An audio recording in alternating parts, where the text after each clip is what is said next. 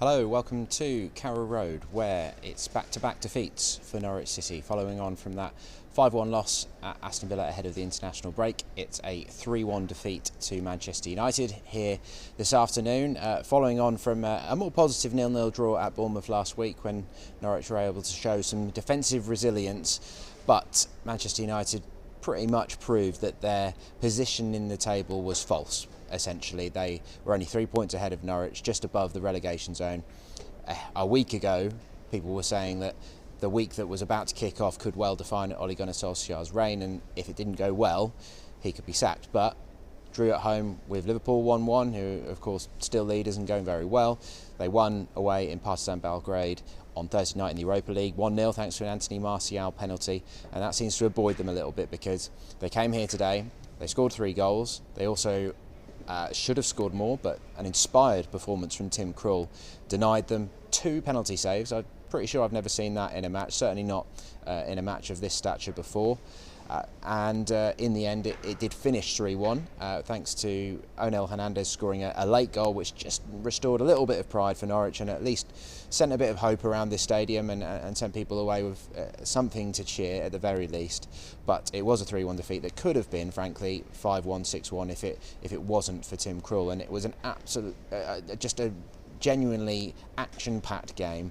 So many eventful moments. I'm going to try and get through as much of them as I can, but I'm probably not going to do it justice. It's going to be a cracking highlights package of this game. Not a particularly enjoyable one from Norwich's point of view, of course, because it leaves them second from bottom and go to Brighton next week with it being an important game, an away game against a team who have been in the Premier League for 2 years already and spent a bit of money, trying to be ambitious with their style of play after bringing in Graham Potter from Swansea in the summer. And then there is a massive game when we come back here, when you would have thought it's quite possible Norwich and Watford will still be in the relegation zone. Watford, of course, have had a pretty miserable start to the season, and that could well be a relegation 6-pointer. We'll be over the quarter-way mark of the season. So just take a little step back though, Norwich did go with the same 18 as they went with at Bournemouth. Ben Godfrey fine to start, didn't appear to have any obvious problems, although by the end Krul, Amadou, Buendia had all had problems, had all had reasonably extensive treatment. Jamal Lewis had also gone off with what Daniel Farker has told us after the game is a virus, and Jamal was actually coughing as he walked through the mix zone, so maybe it's sort of a cold, but essentially he was running on empty, so he needed to come off, and Sam Byron came on for the last 20 minutes or so. But to kick off with, Norwich did have the first major chance. Todd Cantwell curled a shot. It was a fairly loose shot, really, and just looped it over the bar. That was a bit of a waste. And then it was the 19th minute, Krul's first decent save, denied Marcus Rashford with his shins. The first time that United broke through Norwich's defensive line, really, which was Alex Tettey. He was putting out fires all over the place early doors. United looked like they turned up with a point to prove, and they got through there. But then Krul really turned it on. The corner that subsequently came in, point-blank save from Anthony Martial. I don't quite know how he managed to turn it over his crossbar. That's another corner. That's initially cleared, but Pereira manages to put it back into the box. Todd Cantwell, to be fair to him, it sort of pinballs through a lot of bodies, comes to him, he's not able to react and just prod the ball away. And Scott McTominay, who I thought was actually very, very good, I've been a little bit doubtful as to whether he was a player capable of playing for Manchester United, although I don't watch him play week in and week out, of course, judging on Match of the Day highlights and things like that, but thought he was very good today, broke up a lot of play, and he just seized on it, thumped into the bottom right corner. Krul had pretty much no chance with that one. Then it all really kicked off with a penalty. Dan James was played into the box. Ben Godfrey did dive in, didn't get the ball, but James essentially shoved him out of the way mid-air. This went to a VAR check, which took quite a while, best part of a minute. Of course, the home crowd were getting very frustrated by this point, but it was given. Personally, I think they got it wrong. The referee went with the VAR decision. They looked over and over again at the replay. Disaster, penalty given. It could be 2-0 within 25 minutes, but Tim Krul decides to whip up the Barkley into a frenzy, takes his time, somehow doesn't get but for time wasting on that one, guesses right, dives to it low to his right, denies Rashford, clearly off the line. VAR doesn't check for keepers coming off the line, but the referee didn't either, so brilliant moment. Felt like the momentum could swing on that. But 2-0 within 5 minutes, unfortunately, and that just left Norwich shell-shocked, really. Some of the players were hands on their hips, really wondering what hit them at that point. That all came from Dan James into it was a wonderful pass from just on the halfway line out on the right wing, switching it into the middle for Marcus Rashford. Lovely touch to set up the chance, and then a fairly simple slot pass and exposed Krul as he went into the box. There was a VAR check for that one as well for offside, so there was hope, but that didn't arrive from the VAR. That's 2-0 on 30 minutes.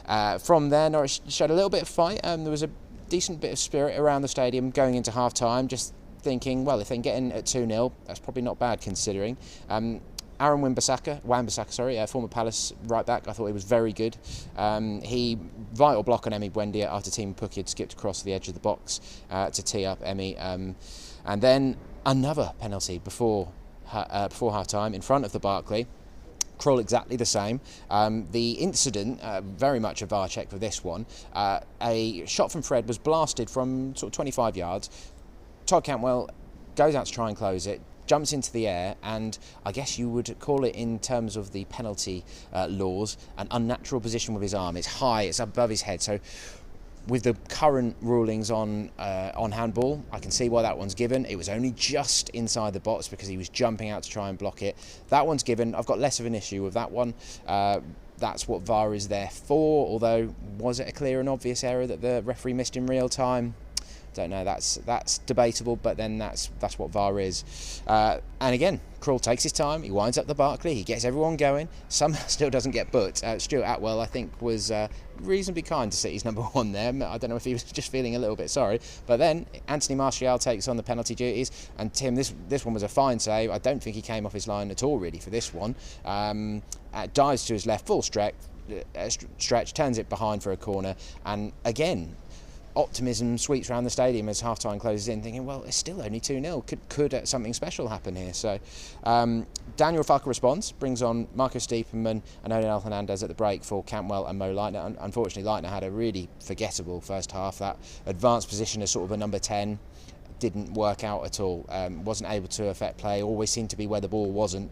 I guess he was looking for space, but that was one that did not go well today. And Stiepermann did offer more. You know, he does offer that physical presence. He really put himself about.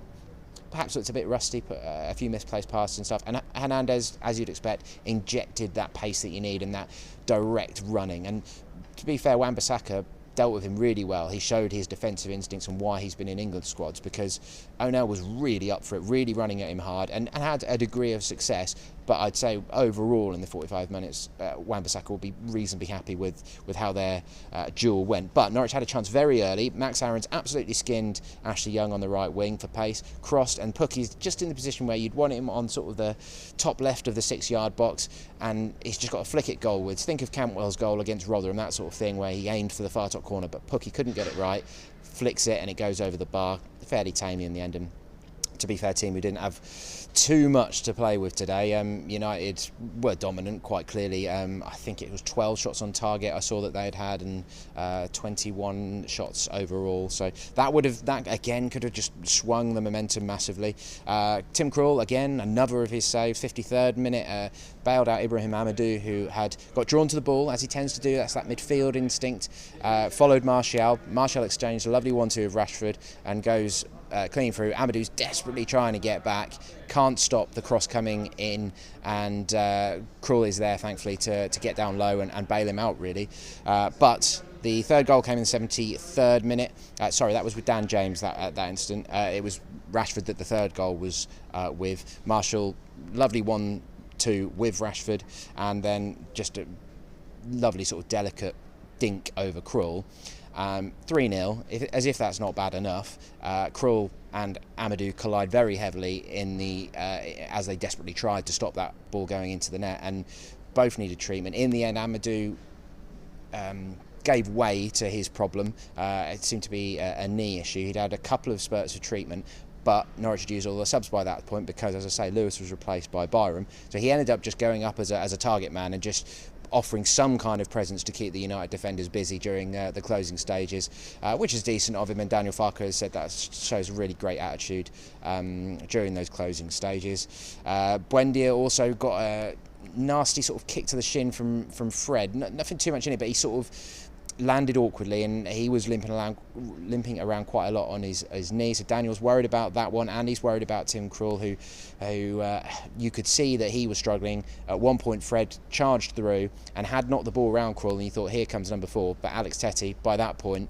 playing at centre back because Amadou was up front, appeared as if from nowhere almost, and saved that one and got the ball away with an open goal waiting. Krul basically wasn't mobile enough to get down and stop him. So we'll have to see how Krul, Amadou, Lewis, Buendia all shape up for the Brighton game next week. Still too soon to say anything, but as we stand, Daniel Farke hasn't said that there is anything major to be worrying about. But then at least there was the positive to finish on. Onel Hernandez, 87th minute. I said McTominay had been very good for United in midfield, but it was his mistake. Hernandez robbed him in midfield and then just charged forward, cut inside on his right to get away from Lindelof and Maguire, and then thumped a nice low shot into the bottom right corner past David De Gea. A little bit of belief all of a sudden came around the stadium, as it could something unbelievable be about to happen, and Hernandez linked with Pukki well on the left, and he did drag a shot just wide of the left post at the start of injury time. If that had gone in, then who knows, maybe it would have been different. But I don't think you can say anything other than United deserved the 3 points here today, and were it not for a fantastic performance from Tim Krul, it probably would have been 5 or 6. So a massive boost for Ole Gunnar Solskjaer and United generally. But for Norwich, they've now got to concentrate on going to Brighton next week, which is a huge game. But as I say, then coming back here to take on Watford at home, that really is looking like a 6-pointer, because we are at beyond the quarter-way point of the season now, and a bit of pressure's piling on. Definitely worries among the supporters, but I suppose you just can't panic. You don't judge Norwich City, a promoted team season, on whether they get points against Manchester United. You have to forget that they were in the bottom half of the table. They won't finish there. Certainly if they continue to play like that, they will finish top 6 comfortably, I would have thought. But you would be incredibly surprised if Manchester United didn't finish top 10 somehow. So although it's galling, and although it's a day that's very worrying, it's one that perhaps you just got to brush off. It's not easy to do, of course, but we'll find out a lot more about this Norwich team and whether they're going to be able to learn all these lessons that they've taken from the 10 games. They've only got 7 points, so they're well behind where they need to be in terms of the points per game ratio, but it is still plenty early enough for them to turn things around. And if they can get 4 points or even more from those 2 games, then I think most fans will feel that they're still in a reasonable place. But I think one thing we can say from what we've learned from this first quarter of the season is that we know it's going to be difficult, perhaps even more difficult than we thought it was going to be. We thought that they were good enough in the Championship that they'd be able to step up and survive at this level, but I think we've seen that the step up is huge. Obviously you've got all the injury things to take into consideration as well, but we will learn a lot about what's going to happen for the rest of this season over these next 2 games, I think. Head over to pinkun.com for the full reaction and analysis, and we'll of course start building up to the Brighton game during the week. Thanks for watching.